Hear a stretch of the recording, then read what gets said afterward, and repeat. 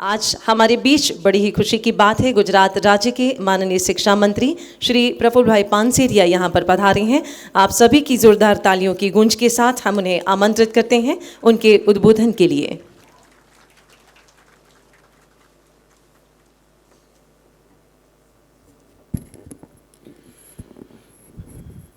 સૌને જય સોમનાથ। ડાયસ પર બિરાજમાન ગુજરાતના મહામહિમ રાજ્યપાલ આચાર્ય દેવવ્રતજી, 1.5 વર્ષથી હું મંત્રી બન્યો છું અને ત્યારથી મહામહિમજીના પરિચય અને સંપર્કમાં છું અને લાવો પણ મળી રહ્યો છે। એક ઋષિ તુલ્ય જેમનું જીવન છે, જેમના સંઘર્ષની એક ગાથા પણ છે, એવા મહામહિમ રાજ્યપાલ શ્રીને હું વંદન કરું છું, પ્રણામ કરું છું। આદરણીય આ ગુજરાતના વિકાસની અંદર જેમણે પોતાનું શ્રેષ્ઠ યોગદાન આપ્યું છે એવા આદરણીય પી.કે. લહેરી સાહેબ, આ યુનિવર્સિટીના ડાયનેમિક કુલપતિ ચેતનભાઈ ત્રિવેદી, શ્રી સુખડિયાજી, ઉપસ્થિત આપ સૌ, તમામ યુનિવર્સિટીના કુલપતિશ્રીઓ, યુનિવર્સિટીના પ્રોફેસરશ્રીઓ અને વહાલા વિદ્યાર્થી ભાઈઓ અને બહેનો, આજે દુનિયાની અંદર જ્યારે કેળવણી પ્રાપ્ત કરીને અમે ડિગ્રી પ્રાપ્ત કરી છે અને એનો ઉત્સવ છે દીક્ષાંત સમારોહ। હમણાં આદરણીય પી.કે. લહેરી સાહેબે વાત કરી માતૃદેવો ભવ પિતૃદેવો, તૈત્તરીય ઉપનિષદની અંદર ખૂબ સરસ વાત કરી છે અને આખીર તો કેળવણી કરી, શિક્ષા પ્રાપ્ત કરીને આંખોની અંદર તેજ ટપકતું હોય, કંઈક કરવાની ભાવનાઓ હોય, જેના મસ્તિષ્કની અંદર રોમ રોમની અંદર સત્ય હોય, નિષ્ઠા હોય, એ ડિગ્રી પ્રાપ્ત કરી જ્યારે યુવાન પાછો ઘરે જાય, દીકરી ઘરે જાય અને ત્યારે એના મસ્તિષ્કની અંદર કર્મ કર, ફળની આશા નહીં, કર્મણે વાધિકાર હસ્તે। દુનિયાની આજે એક ચેલેન્જ છે, ડિપ્રેશન, મને જોબ મળશે નહીં મળે, આ શિક્ષણ નથી, આ ડિગ્રી પણ પ્રાપ્ત કરવી નથી, મારે તો જીવન જીવવું છે, જીવન જીવવાની કલા મારા મમ્મી પપ્પાએ મારા માટે દિવસ રાત એક કરીને મને ભણાવ્યા છે, એમને એમના વિચારો, એમની ખુશી પ્રાપ્ત થાય ને અંતરના આશીર્વાદ નીકળે, ત્યારે ડિગ્રીને સાચો રંગ ચડશે। એ રંગ જીવનના પથ ઉપર વૃદ્ધાશ્રમો બંધ કરશે, એ રંગ પ્રમાણિકતાનું શાસન સ્થાપશે, એ રંગ કોઈના ઘરની અંદર રંગ પૂરશે, એ રંગ સમાજની સમરસતા માટે હશે, કોઈ નાનો નથી, કોઈ મોટો નથી। એ રંગ આંખોનું તપ આપશે, એ રંગ વાણીનું તપ આપશે, એ રંગ કર્મનું તપ આપશે।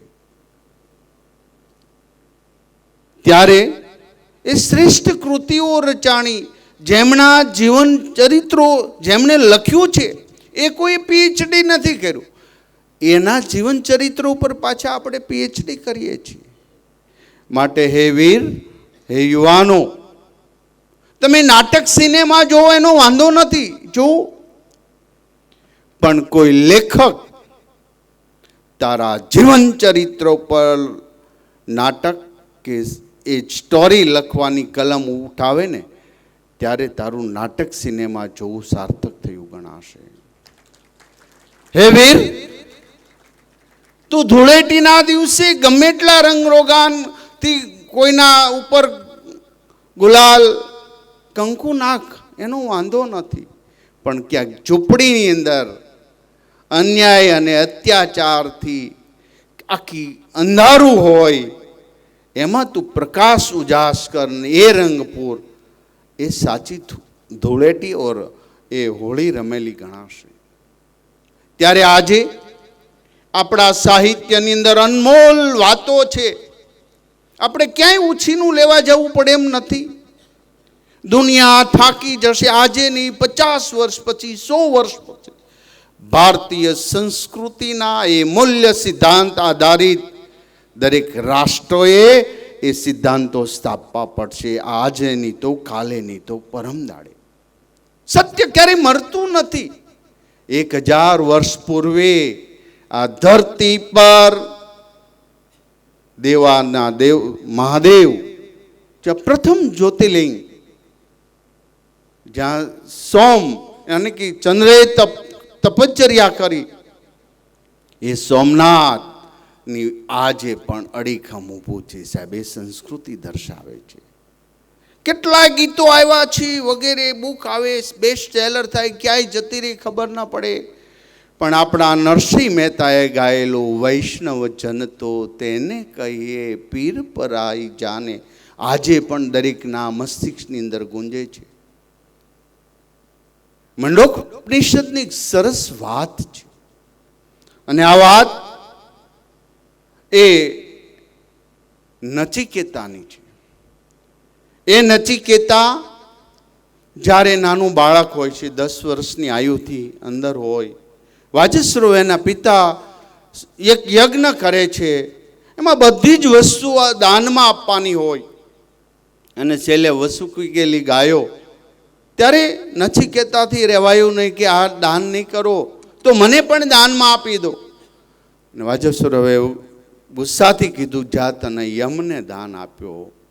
યમની ત્યાં જાય. નચિકેતા 3 દિવસ સુધી બેસે, જમ્યા નહીં. યમ રાજા આવ્યા, એમને પ્રાયશ્ચિત થયું કે મારી ત્યાં બ્રાહ્મણનો એક દીકરો 3 દિવસથી ભૂખ્યો છે. અહીંયા બ્રાહ્મણ એટલે જ્ઞાન, જ્ઞાનની પૂજા થવી જોઈએ. જેમણે સંસ્કૃતિ ટકાવવા માટે, પહેલાં વૈદ ઉપનિષદો વગેરે આ બુક્સ ન હતી. એક બ્રાહ્મણ મૌખિક રાખે, એ એની પેઢીને શીખવાડે. સાહેબ, કેટલું મોટું સંસ્કૃતિનું કામ કર્યું. એમને પણ જોરદાર તાળીઓથી વધાવીએ. નચિકેતાને કે તું વરદાન માંગ. ત્યારે નચિકેતાને પ્રલોભન આપવામાં આવે છે, તને હું પૃથ્વીનું રાજ્ય આપું, સોના ચાંદી આપું. બીજું વાર એમ એવું કહે છે કે તને આયુ આપું, તારે જ્યાં સુધી પૃથ્વી લોક પર રહેવું તો તું રહે. તો પણ નચિકેતા, તને અપ્સરાઓ વગેરે સાથે પરણાવીને મોટા મહેલ બનાવી આપું. તો પણ નચિકેતા ડગ્યા નહીં. એમણે આત્મજ્ઞાન માંગ્યું.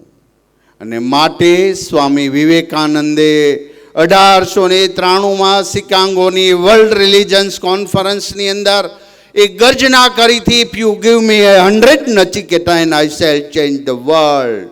હું 100 નચિકેતા મને આપશો તો હું દુનિયાને ચેન્જ કરી. એ નચિકેતાના વારસો આપણે છીએ. એ ડૉક્ટર બનશું, એન્જિનિયર બનશું, લોયર બનશું, જજ બનશું, પોલિટિશિયન બનશું. સિદ્ધાંતો સાથેની મૂલ્યનિષ્ઠતા જીવન તમારા ડિગ્રીને એક નવો રંગ ચડાવશે. અને આ રંગ અનેરો હોય છે. જેણે ત્યાગ્યું છે બાહ્ય આ બધી પરા ને અપરા વિદ્યા. અમે તો આદરણીય મહામહિમજીએ પણ અમને સહયોગ કર્યો. આદરણીય નરેન્દ્રભાઈ મોદી સાહેબના માર્ગદર્શન નીચે, આદરણીય ભૂપેન્દ્રભાઈ પટેલ સાહેબના ત્યાં અમે જ્યારે પહેલી વાર લઈને ગયા પ્રસ્તાવ, ત્યારે અમને તરત જ હા પાડી.